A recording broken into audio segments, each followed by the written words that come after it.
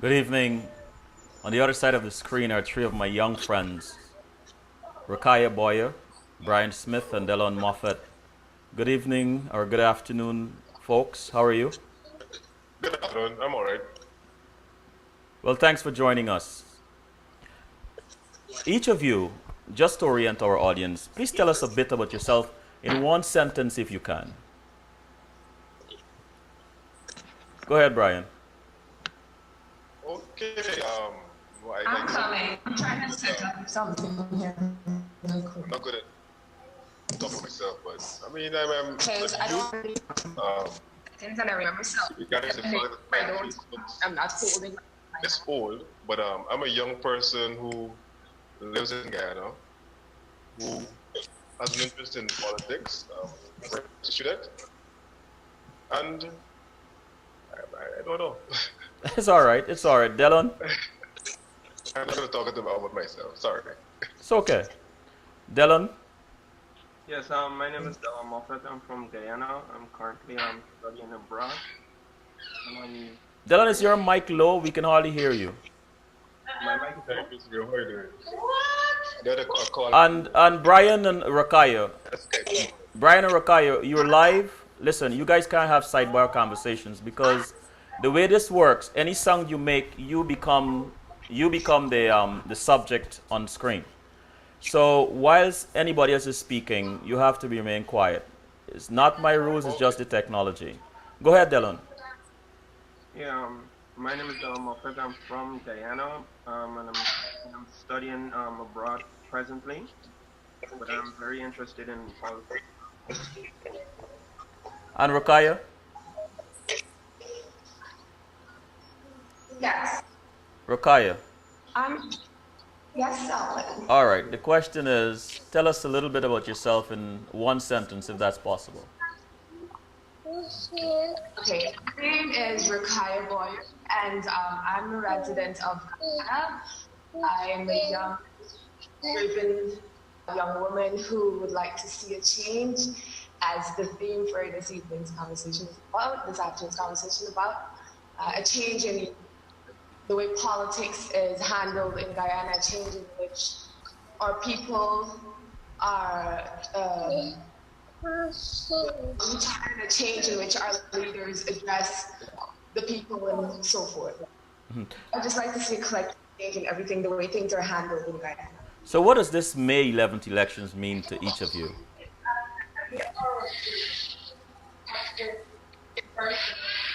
Brian, you're on screen. You have some noise in your background because you keep bouncing on the screen. You have somebody or something that's making noise? No, it's quiet here. Okay, cool. The question is, what does this May election mean to each of you? Renewal, rebirth, a chance for the nation to breathe, to move forward. Sorry, Delon, to move forward. Brian, you guys have to speak up. Somehow I'm not hearing you clearly. I'm saying that I believe that for me this election is a chance for the nation to breathe, a chance for us to move forward as a nation. That's what it is to me.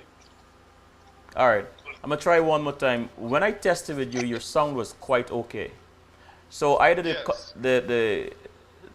The computer is probably too far from you, but we have to hear what you're saying. Okay, can you hear me now? Oh, this is much better. It's much better. Go ahead. Good. Yes, I was saying that for me, the election come May 11th is one of renewal. It's one that gives the nation a chance to breathe. And you, Delon? For me, I think that this and every election is an opportunity for everyone to exercise the democratic right to choose who they feel is best to lead the country forward. And I think it's an exciting opportunity for people to go out and express themselves. All right, Delon, I'm gonna ask you the same thing I asked Brian. Either you bring the computer closer to you, or you adjust your microphone so we can hear you properly. Okay, You cool. can hear me better now? Yes, that sounds a little better. And you, Ruqayyah, May 11th elections, what does this mean to you?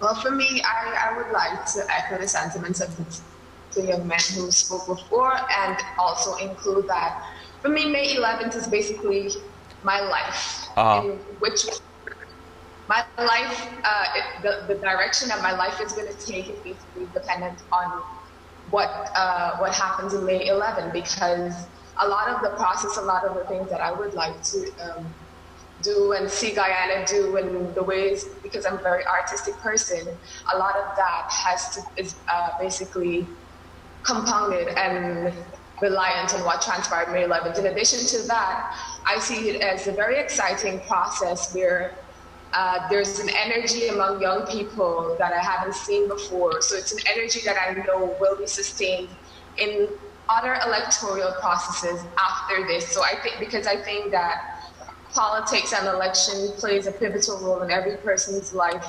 primarily the young people. And as a result, I'd like to see them more involved in the process. So given this electoral season, I've seen a lot of young people come out and, get more involved. And I like to see everyone utilizing their democratic rights to vote. So that makes me a bit inspired. It makes me feel like, our country is moving in a direction forward. Okay. So basically that's it.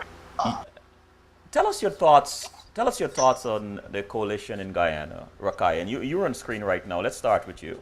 But more important, give us your perspective on the change it proposes and what it means to you. Okay, that's a lot to process. For me, honestly speaking, for me, my idea of change, first and foremost, was always one for a generational change to begin with. It's always been one where I've advocated for young people taking the reins, young people taking the leadership roles, because I had a lot of belief in the capacity of our young people to lead, and I think there's a generation gap where there's a thinking process that's completely different, and I would have liked to see new ideas implemented. However, with the coalition coming into play, I completely applauded a union, because I believe at this pivotal point that was something that was crucial and necessary for our country to basically launch the way forward, to move forward as a united front, because we do have, as someone living here, I would have experienced and witnessed the division that we have here. Some may deny it, but we do have a lot of division among our people. It comes out during the election process, and we maybe might question whether it's just the political problem or if it's a people problem, so that comes down to it. So however, I find that the coalition, the existence of it, has allowed that debate, whether it's a people problem or political problem, to kind of be on the back bench, because now people are coming together. You see people from all walks of life joining to kind of we want to change, we want to step forward. And I think that coalition is somewhat inspiring for people of all walks of life, both young and old, because it is inclusive to the common man, to the man with the degree, to the man with business background and different backgrounds. So it's inclusive to all these different walks of people. So I think change for change's sake is just that alone in itself, as a colleague of mine would have mentioned, is something that is necessary for Guyana at this crucial time. And as a result of the coalition spurt, I think it's the way forward. I think we have great leaders in place, and I think it's something that we can all embrace and work together. However, before I just want to wrap up real quickly. I think it should be, even let's say the coalition were to win the elections, I would like to see something of inclusiveness, not a sidelining. Okay, the coalition wins, and we have what would have transpired in the previous elections where the coalition was in the opposition seat. But hold on a second, Ruqayyah. Hold on a minute. Hold that thought. I'm going to get back to that. Let me bring Brian in here and ask him how he feels about this. Brian. How I feel about the coalition? Well, yes, but more importantly, the change that it proposes, what does it mean to you? In 1966, when we had our independence, that was a time in our history when we realized that, together we needed to have a nation. Subsequent to that, we've deviated from that. I believe the coalition brings the truest possibility correcting some of the things that have gone awry. I believe that is through the coalition we can actually have development of one nation and not development of different nations. Mm-hmm. I believe that the coalition represents possibility to somehow come to a common ground for us to move forward. And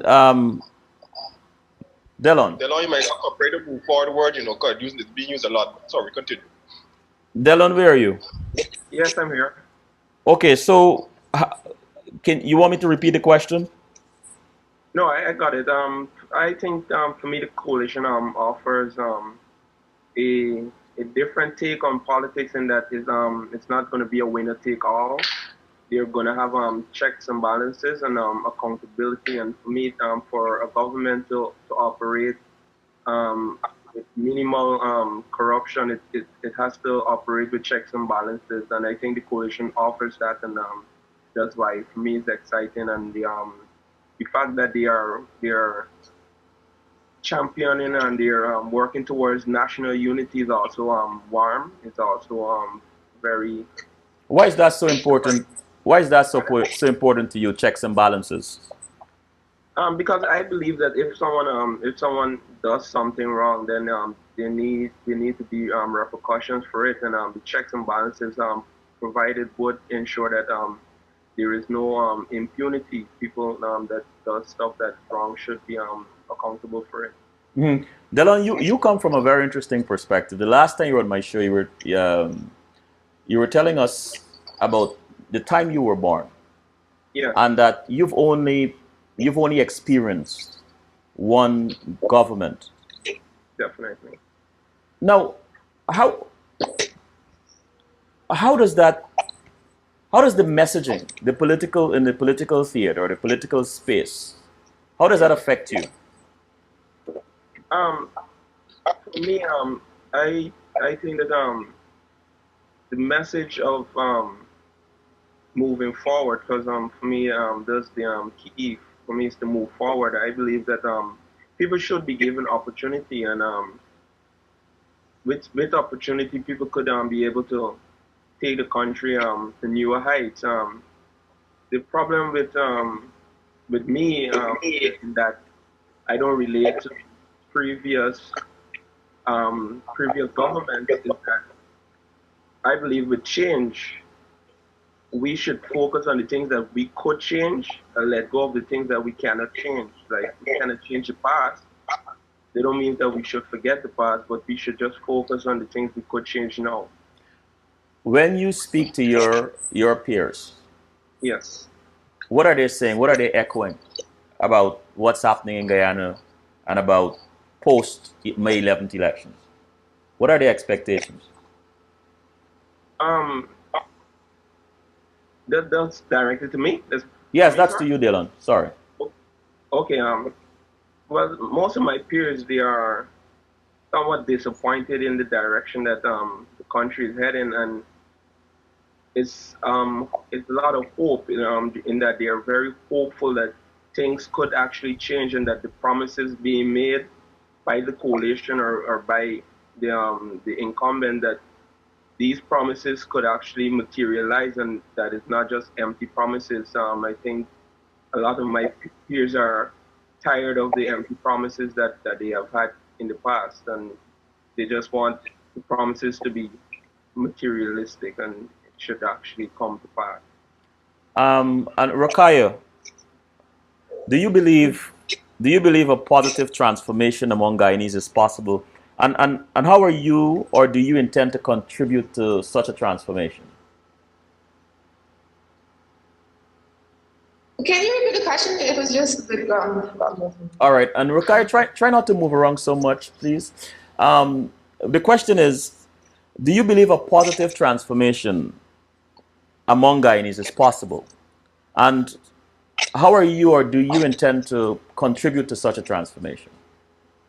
Oh, yes, I definitely believe that a positive transformation, granted that all the elements are in place, is possible. it comes from the head straight down, because the people of Guyana do have, the will is there. The will is there to come together and change for the majority. The will is there with the young people to just not have a rhetoric, to just have each other to build on, to encourage, to develop in the different parts that, in the different areas that they're qualified to develop. And we have a lot of talent and a lot of smart young people here, and the older folk here that are very willing to contribute to that change process. Granted that the process is put in place to allow for us to do our part and do our work.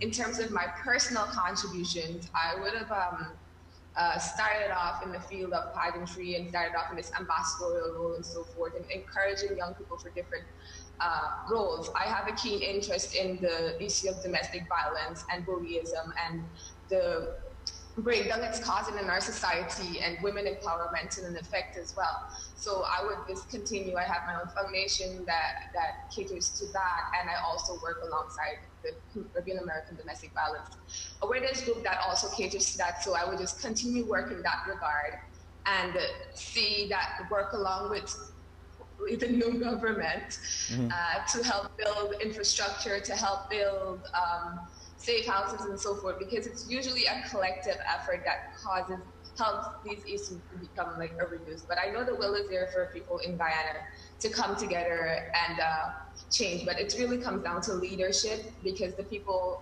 may have the will and it's just left like isolated because there is no avenue in which they can practice that will. But where there's a will, there's a way. I think there's a way.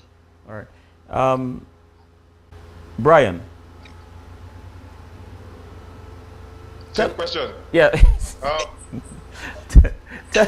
I want to hit you with something hard, Brian. You're Mr. Debater.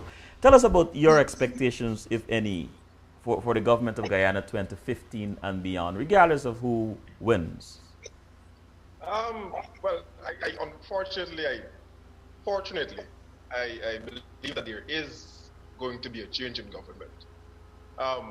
My expectations are that for once, finally, I think we should start the process of reconciliation.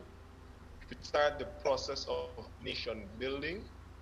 We should start the process of healing. I believe even before we can start our development, that is necessary. Because in as much as 20-something years have passed, I believe that we're still fractured. We haven't healed. We haven't had a good healing. So I think that going forward, the expectations I have are those that brings a nation together. That is my primary focus. And then anything else after. You mentioned reconciliation. For me, the coalition gives the best opportunity for us to come together. And it might take a different slant, not necessarily putting so much emphasis on strong leadership at this point, but in people understanding their role and their function. Because at times we get carried away with strong leadership, and strong leadership takes us down the road. But people need to understand that through us down the road. But people need to understand that through a coalition, through this coalition government, because you have different parties who essentially act as checks and balances on themselves. And that, by extension, creates a more informed population, a more informed, because different parties come with their following. So, Brian, how do you propose to get the people to understand if in the absence of strong leadership?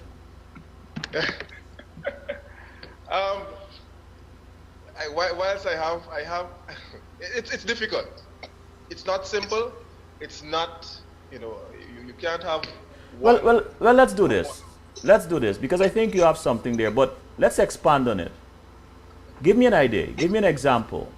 Let's say you're the principal of a school and you have 100 students and you want to impress upon them the importance of them understanding the principles and policies of this school without you being around, or without you having to See, now you put me in quite of a kind of a situation here. But anyway, Brian, what are you gonna what are you gonna tell these My students? first thing would be having the principal dictating what should be the school's moral and values. I think that, again, through healing and through us coming together as a nation, figuring out where we want to go, I lean towards the students of themselves coming to a common ground and deciding, you know what, this is what we want, this is what we envision, and then moving forward. I would lean towards that, not so much so a principle imposing, what should be considered. So then, Brian, that means we do need leadership. As I said, it's not simple. You must have leadership. You must have leadership. All right, moving along. If you, and while I have you there, if you could ask Presidents Donald Ramotar and former President Bart Jagdeo 2 questions, what would you ask them? I would ask them, the first question I would ask is, why is it that after 3 generations, as a taxpayer, you have a community on the coastline that has never seen a road in its life, whilst your other communities, 2 communities down, that have had their roads done 3 times over? That's the first thing I would ask the current president. And the second to the previous president, Mr. Jagdeo, I would ask, when we realize as a nation that we have an opposition and a government, I would think it astute leadership to reach out to the members of the opposition, because like it or not, even though those persons didn't support you, they have a constituency, they have a following, and they are Guyanese as well. So why would we want to essentially remove them from the negotiation process and do things as though we have 100% government? I think that Mr. Jagdeo needs to speak about that, and why it is those of the opposition, members of the opposition, haven't been included substantially into the governance of our country. Mm. There may be many, but Ruqayyah, I want to get back. I want to get back to you and dealing with young people. Ruqayyah, you have traveled. You have traveled the world, and you had to have been this. You have traveled the world in the capacity of sort of an ambassador, and you had to have been disciplined with your journey. You had to have been very disciplined. You had to have been your conduct had to be good, and so on. If you were talking to a group of young people about the importance of discipline and good conduct to be taken seriously, what would your message be to them?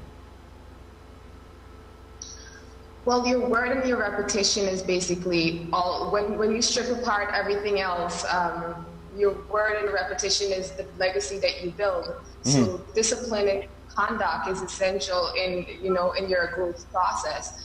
So people respect you as an extension of the person that you project yourself to be, and that comes with a lot of discipline. That comes with the people that you choose to associate yourself with. That comes with your own self-empowerment, your own self-motivation, and it's very possible. I mean, there are different people. Each person out there has a different personality, and it's really about just motivating yourself, ensuring that you surround yourself with like minds of people where whatever you want to do in life, you set a goal and you associate yourself with folks who want to support you on that journey, or that can encourage. That's the program that I was on. I'm a little, I can't remember this. Miss Nicole has arrived. Oh, okay. Yeah, so I think that's a process. It's very important because, at the end of the day, all you have is that repetition that you would have built for yourself coming down to you, and that's what you have to represent. So mm-hmm. You have to discipline yourself. If you don't have your parents there to do it for you, you can just surround yourself with people who are positive and uplifting people. Okay, I want to try something with you, and I think it might eliminate the echo a little bit. Is there any way you can adjust your iPod to give us a closer shot of your head, like bring you in? No, yeah, right. But coming closer. Coming closer. I You don't want to see see the gadgets I set up just to make Okay, sure. okay, Ruqayyah. Okay, Ruqayyah. Okay, Ruqayyah. Thanks a lot for the effort. Well, I want to read something here. I want a Guyana where I can walk the streets without fear of being attacked by the police. I want a Guyana where I can make a sound investment and approach institutions without fear of having to wonder if my last name will make a difference. I want a Guyana where my university education matters. I want Guyana to move forward. These are the words of Brian Smith. So I ask you, Brian, why should a young man, a citizen of Guyana, be so worried? What is happening? This is the whole